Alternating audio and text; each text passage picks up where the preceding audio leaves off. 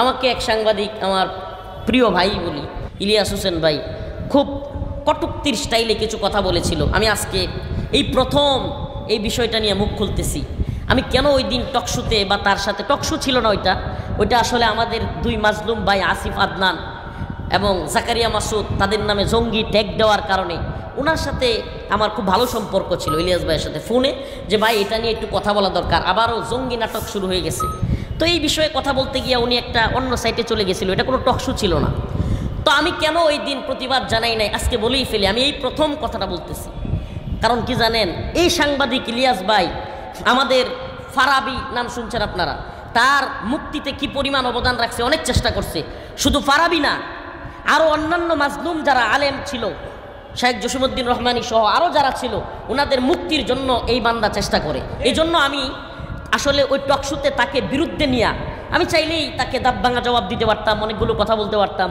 সে কিন্তু একবার পরবর্তী এক লাইভে এসে এটাও বলছে যে আমি রফিক মাদানী ভাইকে মোহাব্বত করি, সে যদি আমার জুতা দিয়েও পিটাইতো আমার ইয়াতে, তবুও আমি কখনোই তার বিষয়ে করতাম না। শুনছেন কিনা আপনারা?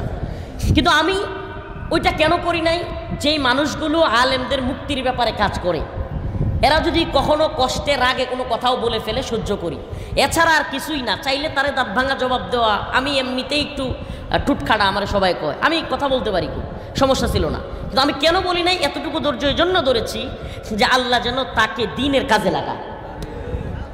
কসম করে বলতে পারবো, কাফারা দিতে হবে না। অন্তরে শুধু এই কারণটা বদ্ধমূল ছিল যে আল্লাহ তারে দ্বীনের কাজে লাগায়। আজকে আমি তার সাথে ফাইটিংয়ে চলে গেলে, তারা নিয়ে বাদানুবাদ করলে, সে হয়তো একটু অন্য মাইন্ডে চলে যাবে, হয়তো দেখা যাবে আলেমুল আমাদের সাথে একটা বাজে পরিস্থিতি তৈরি হবে। এই জন্য সহ্য করেছিলাম। আল্লাহ তাকে হেদায়েত দান করুক, বলে না আমিন।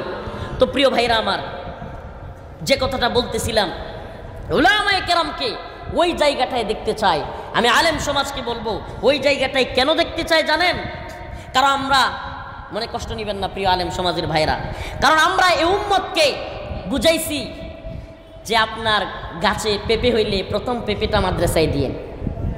আমরা এই উম্মতকে বুঝাইছি আপনার ঘরে ধান হইলে প্রথম নতুন ধানের চাউলের ভাতটা হুজুরে খাওয়ায়েন। আমরা এই উম্মতকে বুঝাইছি আপনার মুরগিটা ডিম পারলে ওই প্রথম ডিমটা হুজুরে খাওয়ায়েন।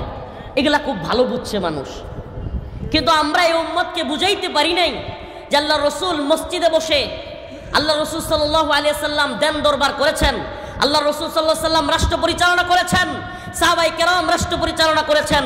অতএব ইমামরা হলো সমাজের নেতা, ইমামরাই রাষ্ট্রের নেতৃত্ব দিবে।